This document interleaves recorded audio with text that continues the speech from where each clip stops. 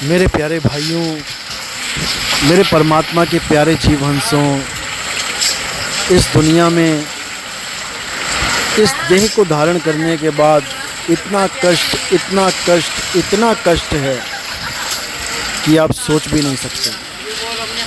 आपको इंसान जीवन मिला है, इसलिए आपको लग रहा है कि ये दुनिया बहुत बहुत सुंदर है।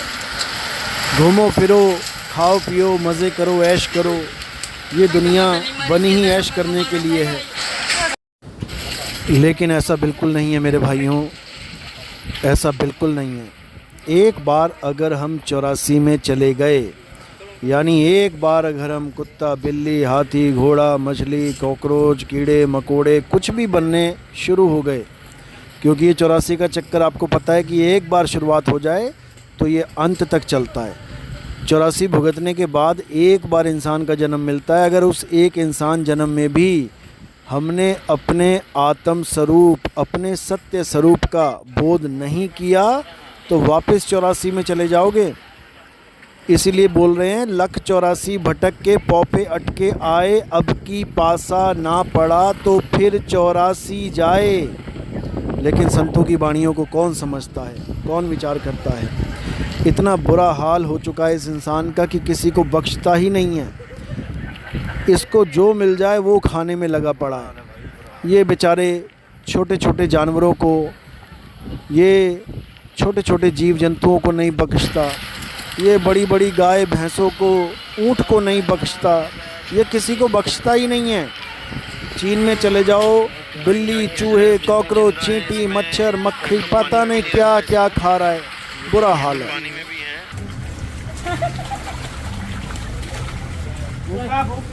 अब जितनी ले सकते हैं उतनी ले लेंगे और इसको पानी में छोड़ देंगे।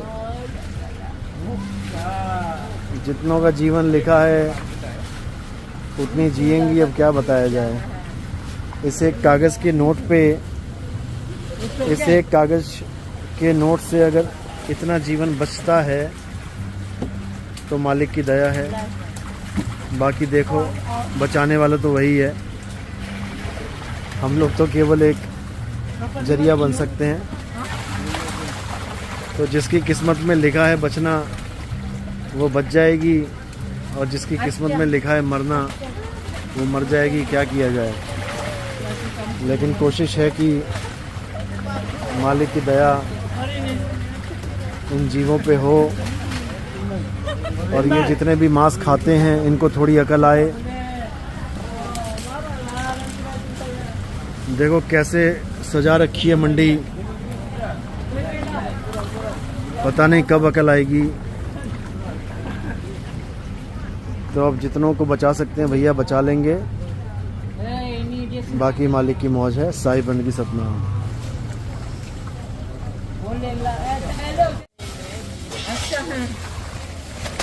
थोड़ा पानी डलवा दिया है कि भाई वहाँ तक, नदी तक पहुँचते पहुँचते कम से कम जीवित रहे। बस बस, इनफ इनफ, बहुत है पानी, बहुत है। तो अब नदी रास्ते में पड़ती है जहाँ पे मैं रुका हूँ। अब उस नदी में इन मछलियों को डाल दिया जाएगा। चलो, जितनों को बचा पाए परमात्मा की दया है।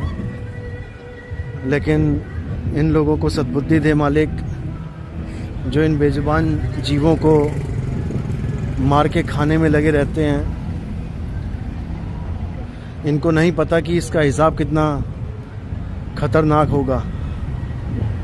इनको कितनी बार ऐसे ही जन्मना मरना पड़ेगा, इनको नहीं पता बेचारों को। तो परमात्मा सद्बुद्धि दे, इनकी बुद्धि, इनकी अकल थोड़ी खोल दे, और सब जीवों से प्रेम करें। इस अरदास के साथ अब इन मछलियों को पानी में डाला जाएगा। साहिब बंदगी सतनाम।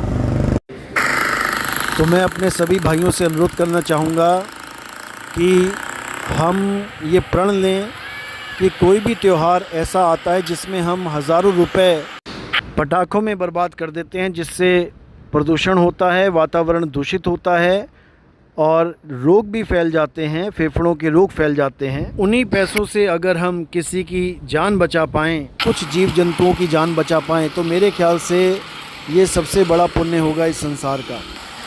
तो हम माना 2000-3000 के पटाखे खरीदते हैं, तो अब हम ये प्रण करें कि हम कम से कम 1000-2000 रुपए के छोटे छोटे जीवों को इन मौत की दुकानों में से खरीद के समुद्र में, नदी में, तालाबों में डालें, ताकि उनको उनका जीवन वापस मिल सके। और ये सबसे बड़ा पुण्य होगा मेरे भाइयों।